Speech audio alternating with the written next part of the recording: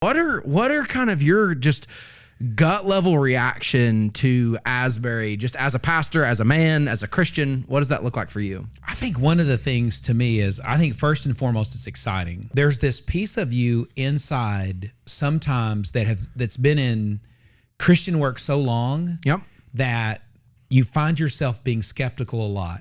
And I think that that's a problem. Sure. So I think one of the things that I'm working on, and none of us have arrived completely, but one of the things I want to work on in me is I want to begin. If you look at what faith says about our lives and what faith says about the world that we live in, I think that faith says I've got to believe something that's bigger than maybe what my expectations are. Sure. Oftentimes God surprises us because he's bigger than what we thought. He does things bigger than what we thought. And I think you can sometimes be so wrapped in religion, and even in your own system, or even in your own process, and even on the predictable outcomes that you're used to, that when God shows up in a miraculous way, it makes you skeptical of it.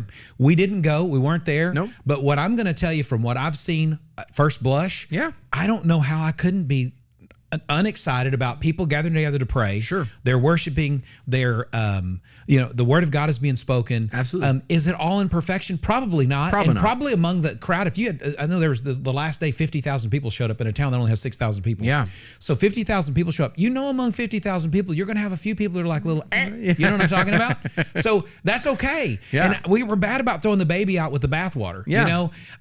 I want to be excited about it. Yeah. A kingdom mindset says that we celebrate whatever God's doing. And I just can't imagine our enemy drawing people together to pray and seek God 100%. 100%. As some kind of satanic method. It doesn't really match his methods usually.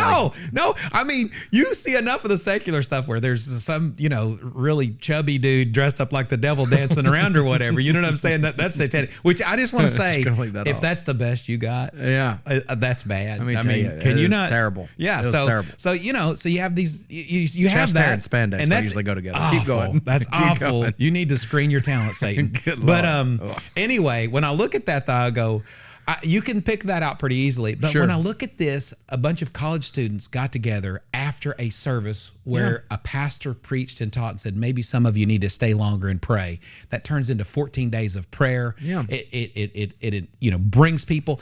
I can't help but celebrate that. As a pastor, you want it to happen where you are. Yeah. And when it doesn't happen where you are, you feel jealous. But this is a kingdom. Yeah. If God is moving in another state, that should be celebrated. I just watched a video. Especially amongst Christians. Yes. I just watched a video where these waves of people in the Philippines are coming across and being baptized. I watched the river just full of people. I can't help but be excited about that. Should be excited about that. I am excited about it. I mean, that's 100%. Look at that. 100%. And so God and I have just a little moment where I'm clapping hands and celebrating what's going on.